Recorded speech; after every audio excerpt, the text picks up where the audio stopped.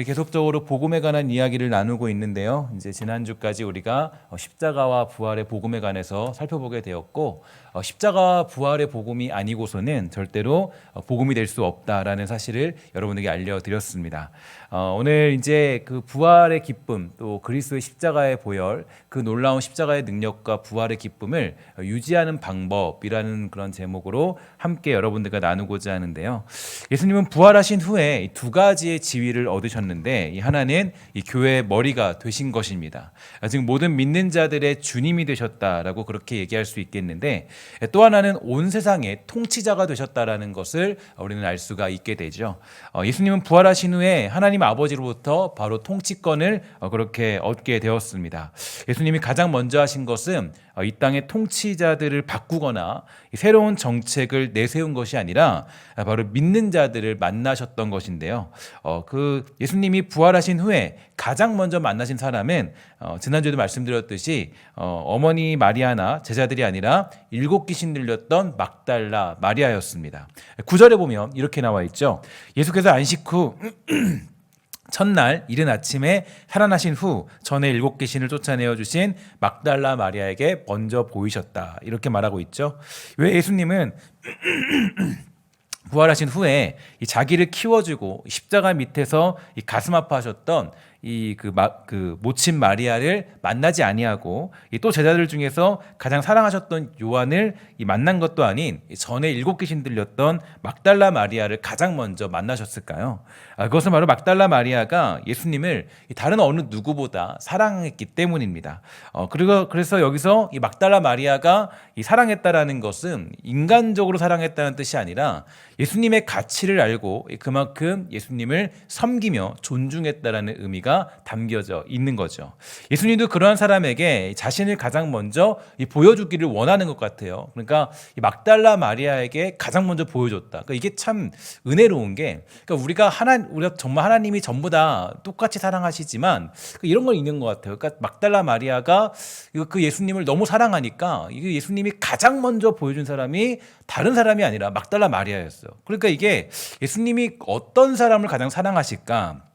예수님의 말씀과 이 능력으로 가장 많이 변화되는 사람을 예수님은 가장 사랑하십니다. 예수님께서 바리새인 시몬의 집에서 식사하실 때 한 죄인 여자가 와서 이 머리에 비싼 향유를 붓고 이 머리털로 예수님의 발을 씻는 일이 있었습니다. 그때 예수님은 바리새인에게 왜 여자가 이렇게 하는 줄 아느냐, 이게 물으셨죠. 너는 내가 집에 들어올 때 발 씻을 물도 주지 않았고 이 머리에 감난유도 붓지 않았고 이 종경의 입맞춤도 하지 않았는데 왜 이 여자는 이 비싼 향유를 내 발에 붓고 눈물로 발을 적시고 또 머리털로 닦는지 그 이유를 아느냐, 이렇게 물으셨습니다. 그러면서 이 여자는 이 죄사함을 받은 체험이 크기 때문이다, 이렇게 말씀하셨죠. 어떤 사람이 예수님에 대해서 열심히 있고 또 뜨거운 열정으로 사랑하게 될까요? 그것은 바로 자기의 많은 죄가 사하여진 이 체험이 있는 사람이고 하나님의 은혜로 인생 밑바닥에 있다가 변화된 사람이 바로 그런 뜨거운 마음이 있습니다. 그래서 하나님이 가장 좋아하는 사람은 가장 많이 변화된 사람이에요. 그러니까 자기의 인생에서 가장 많이 변화돼서 하나님을 사랑하는 사람, 바로 그 마리아가 가장 많이 자기 죄가 사함받은 체험 있는 사람이었습니다. 그러나 제자들은요, 이 막달라 마리아가 예수님을 만났다고 했지만 믿지 않았습니다. 10절부터 11절에 보면 이런 내용이 있죠.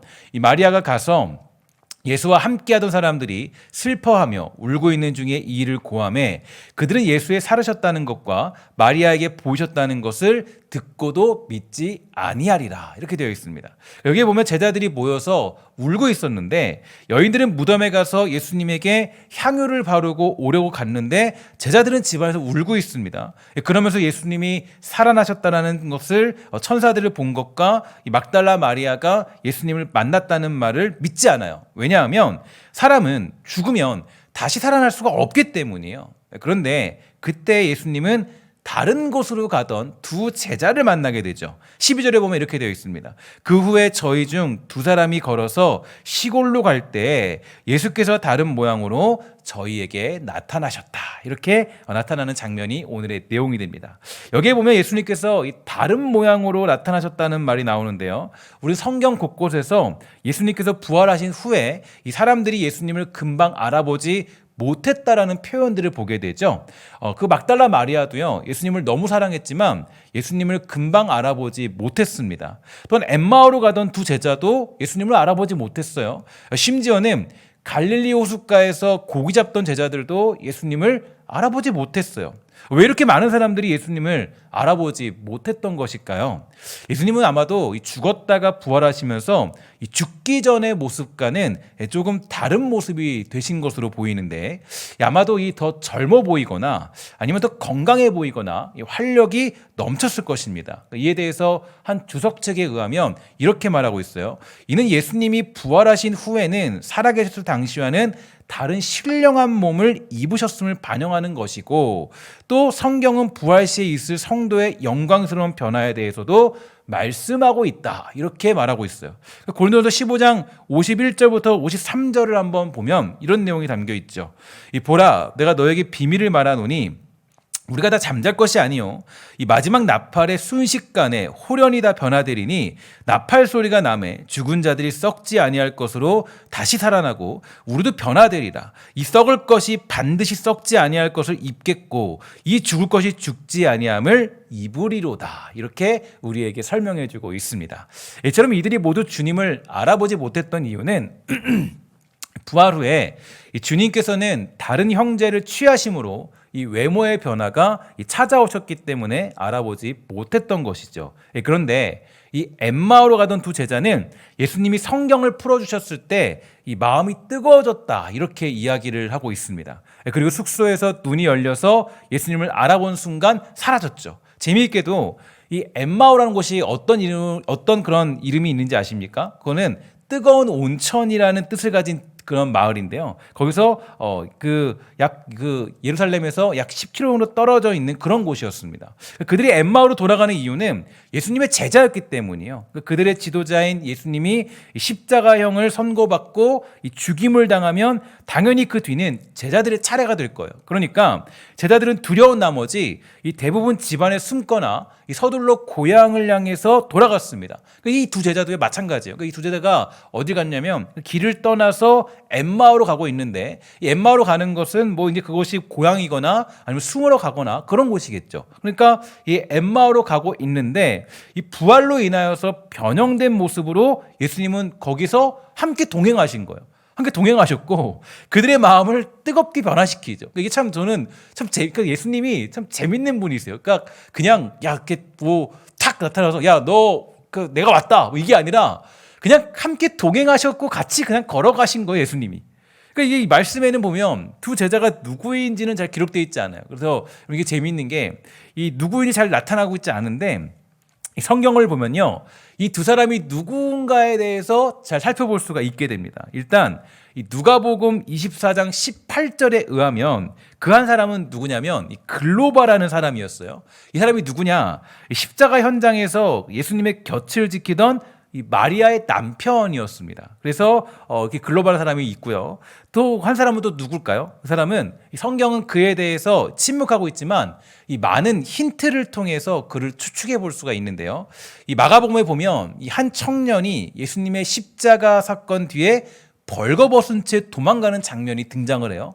그러니까 말씀에는 한 청년이다, 이렇게 이렇게 나타나고 있지만 사실은 마가가 이 자신을 묘사한 거예요. 그러니까 그리고 요한복음에 보면 이 사랑받는 자다라고 표현이 나오는데, 그는 요한복음의 저자인 요한 자신을 가리키는 겁니다. 그러니까 이런 정황을 볼 때 이 나머지 한 명의 제자가 누구인지 추측해 볼 수 있는데요.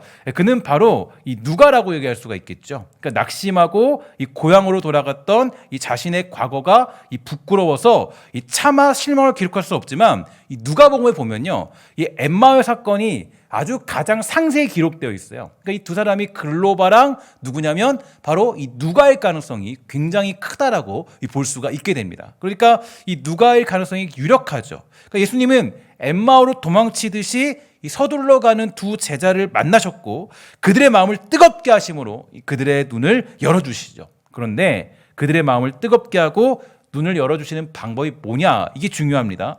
이 누가복음 24장 25절부터 32절에 의하면 이렇게 말하고 있어요. 이르시되 미련하고 이 선지자들이 말한 모든 것을 마음에 더디 믿는 자들이여 그리스도가 이런 고난을 받고 자기의 영광에 들어갈 것이 아니냐 하시고 이에 모세와 모든 선지자의 글로 시작하여 모든 성경에 쓴 바 자기에 관한 것을 자세히 설명하시니라.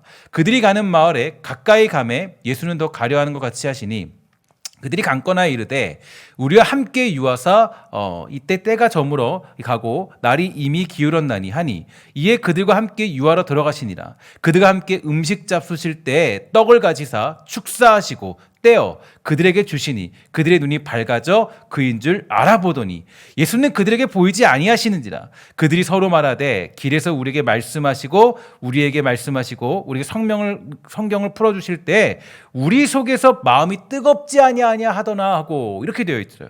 그들의 마음을 뜨겁게 하면서 눈을 열어주신 방법이 무언가 보니까 여러 가지 정황상 보면요, 실제로 이 제자들은 예수님께서 부활하신 사실을 정확하게 인지하고 있었습니다. 여러분 이게 되게 재밌는 게 우리 이 시대도요, 예수님의 부활에 대해서 뭐 그렇게 강력하게 부인하는 사람들이 막 많지는 않아요. 그러니까 보면 많은 사람들이 보면 부활할 수 있지 소식을 다 들어요. 막 그걸 가지고 와서 따지고 저한테 와가지고 막 부활한 사실에 대해서 막 반박하고 잘 못 만나봤어요. 대부분 보면은 그냥 부활에 관한 이야기를 다 들어요. 다 듣고 부활절도 다 부활 다 듣잖아요. 부활절이구나, 부활하셨구나, 다 알잖아요. 그러니까 이게 제자들은 예수님께서 부활하신 사실을 정확하게 인지하고 있었습니다. 인지하고 있었어요. 그러나 그 사실만으로는 그들의 마음이 뜨거워지지 않았고 눈이 열리지도 않았다라는 거예요. 그러면 그들이 과연 어떻게 그들의 발걸음이 돌이키게 되었을까? 어떻게 그 부활의 기쁨이 그들에게 회복되었고 그 부활의 기쁨이 능력이 될 수 있었을까? 그거는요, 바로 하나님의 말씀을 배울 때, 하나님의 말씀을 가르침을 받을 때, 하나님 말씀을 통해서 그 부활의 기쁨이 그들에게 회복될 수 있던 것입니다. 하나님의 말씀이 그들 안에 풀어지고 해석되어지니까 마음속이 불붙듯이 뜨거워지는 놀라운 역사가 일어날 수 있던 것이죠. 보통 우리는 이 사도 바울을 가리켜서 그의 성정이 뜨거운 사람이고 열정의 사람이기 때문에 이 3차 전도 여행을 떠나면서 이 로마에 가서 복음을 전하는 사람이 되었다, 이런 생각을 하지만 절대로 그렇지 않습니다. 이 사울이 예수님을 핍박하던 당시에 예수님은 그에게 나타나셨어요. 그리고 말씀하십니다. 너는 일어나서 시내로 들어가라. 내게 행할 것을 내게 이를 자가 있느니라 하시니, 이렇게 되어 있죠. 그러니까 즉 사울이 해야 할 일을 일러줄 사람이 있다라는 것을 의미하는데요. 그리고 주님께서는 다메섹에 거하던 이 아나니아라는 제자를 환상 중에 불러서요, 이 직가라는 거리로 가서 유다의 집에 있는 5 사울을 찾아 그에게 안수해 주라고 명령했습니다. 그러자 사울은 어떻게 됐어요? 바울이 되었고 그는 평생을 불같은 전도자의 삶을 살 수가 있던 것이죠. 그의 성격이 강하고 꺾이지 않은 의지가 있기 때문에 복음 전도자가 된 것이 아니라 바로 하나님의 말씀을 가르침을 받고 그것을 깨닫게 되어서 그가 그 3차 전도여행까지 다 진행할 수 있는 전도자의 삶을 살 수가 있던 것입니다. 즉 사울이 앞으로 해야 할 일들을 그 말씀을 가르침을 받음으로 말미암아 그 일들을 깨닫게 된 것이에요.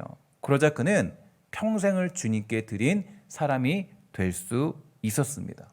사도 바울이 마지막 순간까지 복음을 전하는 거룩한 열망에 사로잡혀 있던 것은요, 이 언약의 말씀이 그의 마음을 지배하고 있었기 때문이죠. 그 말씀에 대한 깨달음이 있었기 때문입니다. 그러자 그 마음이 뜨거워졌고 눈이 밝아져서 이 목숨을 걸고 복음을 전한 사람이 될 수 있었습니다. 이처럼 이 가르침과 깨달음이 없으면 예수 그리스도로 사는 것, 그리스도로 사는 것은 불가능하죠.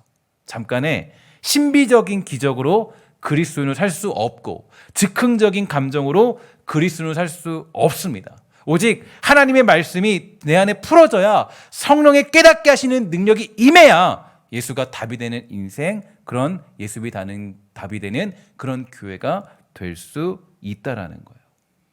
제가 어저께 이제 잠을 자야 되는데 제 개인적인 어떤 그런 아픔으로 인해서 잠을 잘 못 자요. 요즘 못 자는데 거의 한 2시간 정도밖에 못 잤거든요. 잠을 못 자는데 그냥 보다가 이제 제 잠을 못 자서 여러 가지 것들을 이제 생각을 하다가 한 그 설교를 들었어요. 설교를 들었는데 이 설교를 듣는데 그 설교에서 그런 얘기 하더라고요. 초대교회 당시에는 그 신학교가 없었다 그러죠. 그래서 그러죠. 제가 그 말이 참 이렇게 그 마음에 와닿는데 그 초대교회 당시에는 신학교가 없었다 그래요. 신학교가 없었다 그래요. 근데 없었죠. 다 없었죠. 그럼 신학교 역할을 누가 했냐? 교회가 했다라는 거예요. 그리고 성도들도 신학생처럼 배웠다라는 거예요. 그러니까 여러분 스데반 집사님 보면요. 예수님에 대해서 정확히 알잖아요. 하나씩 전부 다. 그러니까 이게 초대교회가 왜 강했냐? 그들이 그냥 뭐 성령의 능력으로 그냥 꽉 해서 강해진 게 신비적인 능력 강해진 것이 아니라 왜 강했냐면 하나님의 말씀을 아주 그냥 신학교에서 배우듯이 그냥 다 배운 거야, 사람들이. 그러니까 이 성도들이 그냥 거기서 그냥 그 아주 강력한 힘을 발휘할 수 있던 거죠. 근데 그러더라고요. 요즘 시대에 교회 오면요. 성경책도 한번 안 피죠. 그죠? 보지도 않아요. 성경책이 어디 있는지. 성경이 어디 있는지도 몰라요. 그리고 심지어는 우리가 다 띄워주죠. 요즘엔 어쩔 수 없다 띄워줘요. 성경도 보지 않아요. 그러니까 그리스도인인데 사실은 성경 묵상도 하지 않아요. 그러니까 말씀에 가깝지 않아요. 그러니까 뭐예요? 힘이 없는 거예요. 그러니까 부활의 기쁨이 없는 거예요. 여러분 이게 저는 좀 마음에 굉장히 와닿더라고요. 마음이 와닿고 아까 뭐 신학교나 이런 것들을 부정하는 건 절대 아니고 현재 어쩔 수 없이 신학교가 있죠. 없으면 목회자 세울 수 없으니까. 그런데 여러분 교회에서 그 역할이 사라진 거예요. 그러니까 하나님의 말씀을 가르치고 그 말씀으로 무장되고 그 말씀만을 중심으로 가르치고 했던 그 모든 게 사라지니까 어떤 이 강력함이 사라진 거예요. 그러니까 부활의 기쁨, 그냥 부활하셨겠지. 가르쳐야 배워야 하나님 말씀이 그게 능력이 되는데 자꾸 우리를 겉돌게 만드니까 그 어떤 능력을 가지고 있지 못하게 되는 거예요. 이게 우리에게 굉장히 어떤 중요한 메시지가 되는 것 같습니다. 그래서 오늘 본문 13절은 이렇게 말해요. 두 사람이 가서 남은 제자들에게 고하였을 때 역시 믿지 아니하니라. 그러니까 이게 말씀이 들어가면요, 이제 그들도 또 이게 깨우치 되는 거예요. 하나님 말씀이 들어가면. 예수님이 죽은 지 3일 만에 살아나신다고 해도 믿음이 생기지 않았고 또 여인들이나 엠마오로 가던 제자들이 예수님이 부활하신 것을 보았다고 해도 믿음이 생기지 않았어요. 그러니까 이런 내용으로는 이런 사실로는 절대로 그 믿음이 그냥 막 폭발할 수는 없다라는 거예요. 바로 무엇이 우리의 마음을 깨트리고 바로 무엇이 우리를 정말 이 코로나 시대에도 여전히 주님 섬기는 백성으로 살아가는 강력한 힘을 발휘하느냐, 말씀만이 진정한 깨달음을 주고 우리의 눈을 열어주게 되는 것입니다. 말씀만이 그 능력을 갖고 있는 거예요. 하나님 말씀만이. 그 말씀을 깨닫고 배울 때. 그래서 저는 이 코로나 시대가 오히려 우리에게는 굉장히 큰 중요한 도전 같습니다. 말씀으로 무장되어 있지 않으면 추풍낙엽처럼 그냥 엠마오로 돌아가는 제자들처럼 그냥 도망가는 거죠. 이제 나 살아야지. 그죠? 이게 우리들의 어떤 현실이나 우리 어떤 모습들이 될 수밖에 없다라는 거죠. 요한복음에 의하면 예수님은 곧 뭐라 그럽니까? 말씀이시다. 그죠? 말씀이시다. 예수님은 말씀 그 자체예요. 다시 말해서 부활하신 예수님을 대면해야 비로소 진리의 세계에 눈이 뜨게 되는 것입니다. 그러니까 부활하신 예수님을 직접 만나지 않은 제자들은 아무도 마음이 뜨거워지지 않았어요. 눈이 열리지도 않았습니다. 부활한 소식을 접하고도 살 길을 찾아 도망치기 바빴지만 부활의 주님을 만나게 되었을 때 말씀이 해석되고 위로가 되고 힘이 되고 능력이 될 수 있는 것입니다. 저는 오늘 본문을 보면서 어쩌면 우리는 부활의 소식을 듣고 엠마오로 도망치고 있는 제자들과 같다라는 그런 생각을 하게 되었습니다. 예수님도 알고 십자가도 알고 부활도 알지만 도망치기 바쁜 제자들처럼 우리도 이러한 모습을 가지고 있지는 않습니까?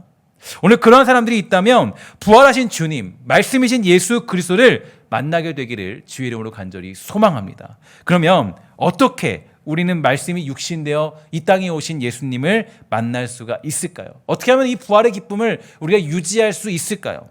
누가 이렇게 묻습니다. 보약을 먹는 사람이 건강한 사람일까? 아니면 그냥 밥만 먹어도 되는 사람이 건강한 사람일까요? 둘 중에 어떤 걸까요? 전자예요? 후자예요? 당연히 정답은 후자입니다. 그래서 우리는 예수님 만난다고 하면 이 보약만 찾으려고 할 때가 있어요. 부흥회, 각종 집회, 뭐 이런 특별한 은혜들을 강구하고 있죠. 한꺼번에 은혜를 취하려고 그래요. 하지만 정말로 건강한 신앙은 날마다 밥을 먹듯 날마다 생명의 양식인 말씀을 먹는 신앙입니다.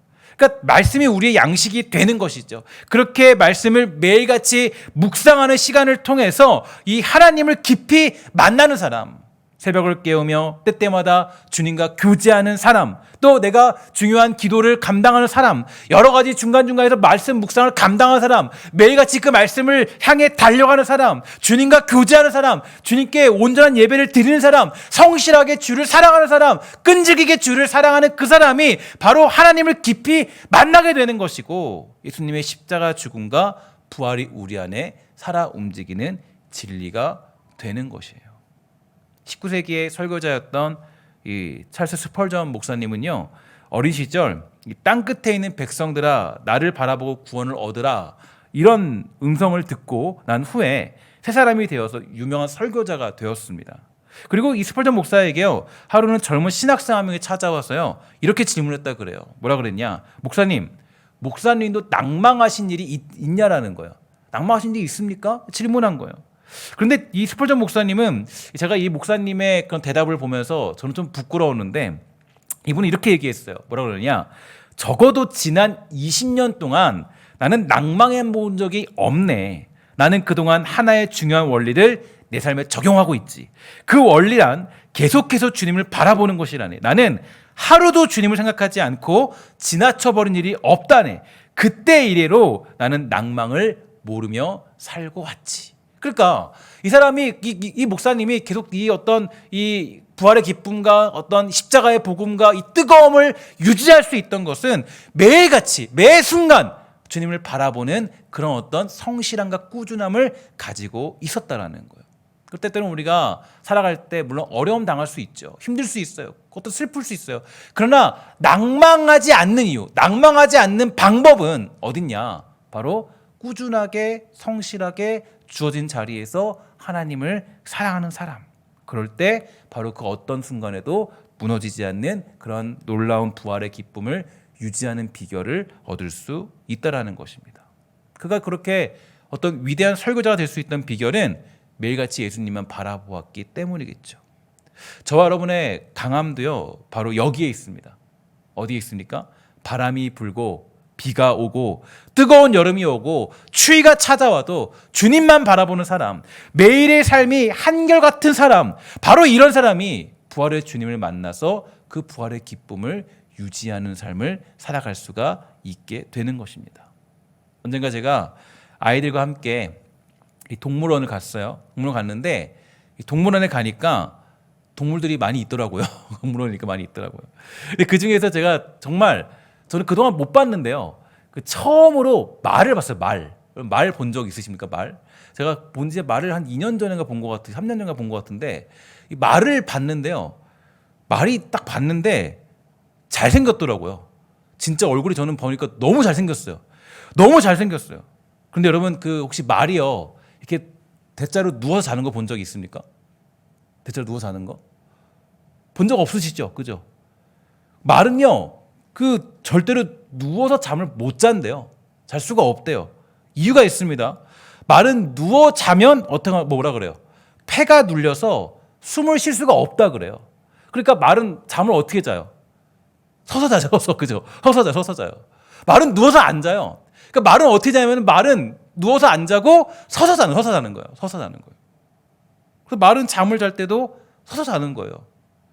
여러분, 제가 이걸 보면서 느꼈던 게 뭐냐? 우리의 신앙도 마찬가지라는 거예요. 그러니까 우리의 신앙도 한번 엎어지면 폐가 눌려서 이 숨을 쉴 수 없는 자리까지 가는 거예요. 그러니까 내가 엎어지면 끝이라는 걸 우리가 알아야 돼요. 옛날에 제가 얘기했지만 그 물고기 중에서도 그 참치 같은 것들은, 이런 것들은 헤엄을 계속 쳐야 된다 그랬죠. 왜 쳐야 되냐? 헤엄을 안 치면 죽어요. 계속 헤엄을 쳐야 돼요. 상어 같은 것들. 이 헤엄을 안 치면요, 죽게 돼 있어요. 멈추면 죽는 거예요. 마찬가지예요. 여기 보면은 말도 마찬가지예요. 말도 제가 이걸 보면서 되게 큰 진리를 얻은 게, 이 말을 보니까 말은요, 잘 때도 누워서 안 자요. 서서. 그럼 우리 뭐라 그래요? 주님, 우리 말씀이 뭐라 그래요? 항상 기뻐하라. 항상 뭐예요? 기도하라. 그죠? 항상 뭐예요? 감사하라. 항상이요. 늘 항상. 우리에게 멈춤이 없다고요. 예수 믿는 우리는 멈춤이 없어요. 달리고 달려야 되고 그 부분에서 가면 하나님이 힘 주시고 능력 주시는 거예요. 그게 바로 부활의 기쁨을 유지하는 방법이라고요. 코로나 시대에도요, 제가 고민을 정말 많이 했어요. 어저께 청년부 수련회를 진행하면서 왜 걱정이 안 되겠어요? 두렵죠.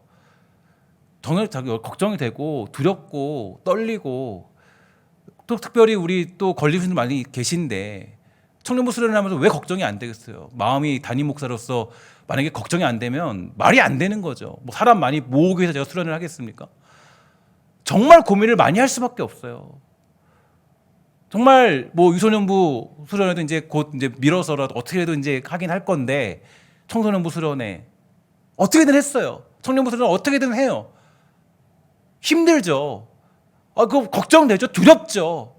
그런데 저는 또 우리 사역자들이나 우리 어떤 많은 사람들의 어떤 그 신앙을 봤을 때 이게 멈추기 시작하면요. 돌이킬 수 있는 길이 없어요.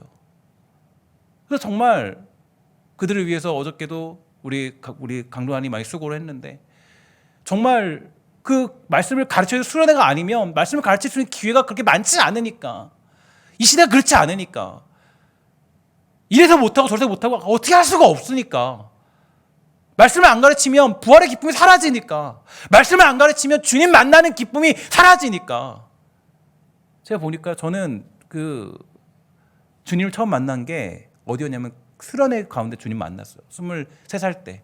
그때 수련회 안 갔으면요. 제가 그때 이렇게 서 있지도 못할 거예요. 그때 가서 주님 만난 거예요. 하나님이 저를 사용하시겠군요. 그때 울면서 기도하면서. 제가 이걸 아는데 어떻게 이 아이들에게 자녀들에게 이거를 멈출 수 있어요? 하나님께 은혜를 구하면서 할 수밖에 없죠. 그래서 어저께 사실은 이 부활의 기쁨을 유지하는 방법, 비결. 그러니까 사실 정말 목요일까지도 그냥 이렇게 어떻게 그냥 그대로 진행하자 했는데 금요일 날 상황이 너무 심각해지니까 조금 줄여서라도 하자. 그래서 뭐가 어떻게 아주 그래도 은혜롭게 잘 맞췄어요. 제가 그래서 청년들한테 연주씩 물어보니까 그냥 은혜로웠고 좋았다라고 얘기하더라고요. 여러분 이게 정말 하나님 말씀을 가르치지 않으면요. 우리가 정말 어떻게 할 수가 없잖아요. 제가 사실 그리고 그 수련회도 진행하게 된 이유가 있습니다. 왜냐하면 그 하나님이 이렇게 좀 보여주셨던 것 같은데 목요일 날 저녁인가요? 목요일 저녁 밤에 그때 뭘 봤냐면 저 뉴스 잘 안 보는 뉴스를 갑자기 보게 됐어요. 뉴스를 봤는데요. 뉴스에 뭐가 나오냐면 어디 호프집이에요. 호프집인데 호프집에 그 사장이 그러더라고요. 자 이제 오늘부터 우리 호프집은요 24시간 영업합니다. 방역 제한에 우리 그만두지 않고 우리는 24시간 영업해요. 근데 보면서 제가 느낀 게 야 호프집도 저렇게 24시간 영업하려고 하는데 그냥 뭐 마스크가 없어. 그냥 다 술 먹고 그냥 놀고 그냥 다 자빠지고 있어. 그냥. 근데 우리가 수련회 멈춰야 되냐? 나 고민이 사실 들더라고요. 그런 수련회 멈춰야 되냐? 그런데 멈춰야 되냐? 정말 내가 코로나 걸려서 우리가 걸려서 정말 아플지언정 사실 정말 아플지언정 우리가 정말 멈춰야 되냐? 이런 생각이 들더라고요. 아니 왜냐면 말씀을 안 가르치면 보세요. 제자들 보세요. 여기 보면은 이 엠마오로 가는 제자들 말씀 안 가르치는 거 어때요? 부활의 소식을 알고 있어요. 부활 얘기 알고 있다고요. 알고 있는데 뜨거움이 없어요. 마음에 변화가 없다고요. 예수님 알고 있는데. 그러니까 이 아이들에게 가르치고 진행을 할 수밖에 없죠. 여러분 우리가 말씀을 배우지 않으면요. 힘이 없어요. 예배를 성실하게 꾸준히 주님께 드리지 않으면 그 능력을 경험할 수 없어요. 이게 우리에게 주시는 하나님 방법이에요. 그래서 우리는 날마다 생명의 양식으로 영혼을 살찌우는 것이고 하나님 말씀을 배울 때 그것을 내가 받아들일 때 그때 뭐 할 수 있냐면 그때 우리가 정말 마음이 뜨거워짐을 경험하면서 주께 목숨 걸고 헌신하며 평생을 드리며 살아가는 사람으로 살아갈 수가 있는 것입니다. 물론 꾸준함과 성실함으로 사는 것이 만만치 않은 싸움이긴 해요. 코로나 시대 때 여러분 우리가 예배 나오는 것조차도 힘들죠. 지금 여러분 제가 사실 여러분 딱 나오는 거 보면서 그래도 참 마음이 참 이렇게 감사했어요. 또 이 시대에도 나오시는구나. 이거 지금 사실 지금 이제 그 뭐죠? 그 교육부서는 이제 온라인으로 2주 동안 돌렸거든요. 근데 우리 자녀들은 아무래도 조금 연약할 수 있으니까 또 어떤 일이 생길지 모르니까 2주 동안 온라인으로 돌렸는데 그것도 사실 가슴이 이것도 되게 아파요. 저는 목사로서 되게 가슴이 찢어져요. 왜 찢어지냐면 그래도 어쨌든 현장으로 와서 예배를 드리면서 말씀을 배우는 게 훨씬 더 유익할 텐데 어쨌든지 간에 근데 뭐 어쩔 수 없죠. 그러니까 참 마음이 찢어질 수밖에 없어요. 우리가 정말 꾸준하게 성실하게 주님 사랑하는 거 만만치 않습니다. 여러분 이 자리에 나온 거 보면서 참 감사했어요. 아 그래도 와서 예배하시는구나. 물론 온라인으로 지금 어쩔 수 없이 예배하는 분들도 계시겠죠. 또 앞으로 또 예배하시는 분 계시고 근데 정말 감사하고 참 마음이 참 좋아요. 왜냐? 그래도 하나님을 사모하는 마음이 여러분들에게 있다라는 게 보이기 때문에. 여러분 우리가 꾸준히 성실히 주님 사랑하는 거 만만치 않습니다. 그리고 꾸준히 성실하게 주님 예배하는 거 만만치 않아요. 요즘에 전 세계적으로 지금 가장 큰 이슈가 우크라이나 사태잖아요. 우크라이나 사태인데 제가 어저께도 그 영상을 봤는데요. 그 아버지가 딸을 위해서 막 울는 그 장면이 나오더라고요. 떠나니까 막 딸은 울고 아버지는 껴안고 울고. 여러분 그런 시대에 오면 주님 어떻게 섬기겠어요? 어떻게 사랑하겠어요? 꾸준히 성실하게. 이제 전쟁이 어떤 분이 그런 얘기 하더라고요. 이제 자기 시대에 두 가지를 봤대요. 전 세계적인 전염병을 받고 이제 자기 눈앞에서 펼쳐지는 전쟁의 눈을 보고 있다. 이제 볼 줄도 모른다.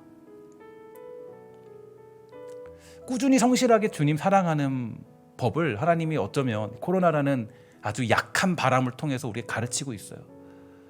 그러니까 저는 코로나가 되게 약하다 그랬죠. 약한 바람을 그랬죠. 이거 강해 보이지만 사실 약한 바람이에요.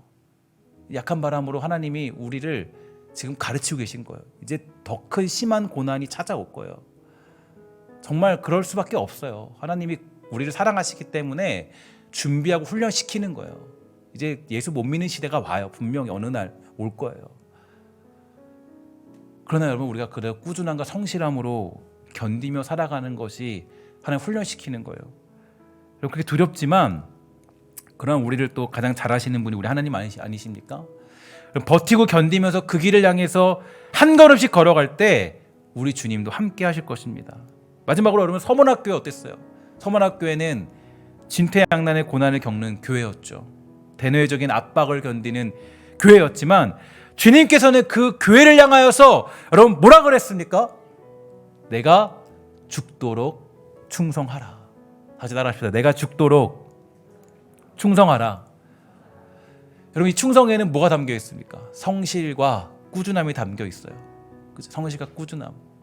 꾸준함과 성실함이 없으면 그거는 충성이라고 얘기할 수 없어요. 충성은 꾸준함과 성실함입니다. 성실하게 자기 자리를 지키며 살아갈 때 야 내가 너에게 뭘 주겠다 그랬어요. 주님이 생명의 면류관을 주겠다 그랬어요. 그러니까 꾸준하게 성실하게 주의 말씀 앞에 서기 시작하면 그러면 우리 주님이 생명의 면류관을 주시는 거예요. 내 마음을 뜨겁게 만드는 역사가 일어나게 되는 거라고요. 저는 우리 교회가 이런 코로나의 산들 바람들을 잘 이겨냈으면 좋겠어요. 또 특별히 아프신 분들 제가 통화해 보니까요. 생각보다 아프신 분들이 있더라고요. 물론 쉽게 지나간 분들도 계세요. 쉽게 지나가면 계시고 근데 어떤 분은 정말 목소리가 거의 나오지 않고 또 몸살기가 너무 심하신 분들 계시더라고요. 여러분 그러나 우리 그분들을 위해서 기도하되 정말 간절히 소망하는 것은 우리 모두가 이런 산들바람에 이런 코로나의 산들바람에 무너지지 않고 꾸준함과 성실함으로 부활의 기쁨을 가지고 살아가는 그런 아름답고 귀한 성도의 삶이 우리들에게 있게 되기를 주의 이름으로 간절히 소망합니다. 여러분 잘 이겨내십시오. 내가 죽도록 충성하라. 그러면 주님 뭘 주신다고 그랬어요? 생명의 면류관을 주시겠다 약속하셨어요. 우리 모두가 그 생명의 면류관을 받고 살아가는 복되고 아름다운 주의 사람 다 되기를 주의 이름으로 간절히 부탁을 드리겠습니다. 우리 기도하도록 하겠습니다. 우리 하나님 감사합니다. 우리가 이 땅 살아갈 때 때때로 어려운 일을 만나고 힘들고 복잡한 일을 만날 때가 있습니다. 그러할 때라도 우리가 이 신앙의 어떤 꾸준함과 성실함을 가지고 주님 사랑하도록 허락하여 주시고 주 앞에 엎드려 주께 예배하는 복되고 아름다운 주의 사람 다 될 수 있도록 주님 허락하여 주시옵소서.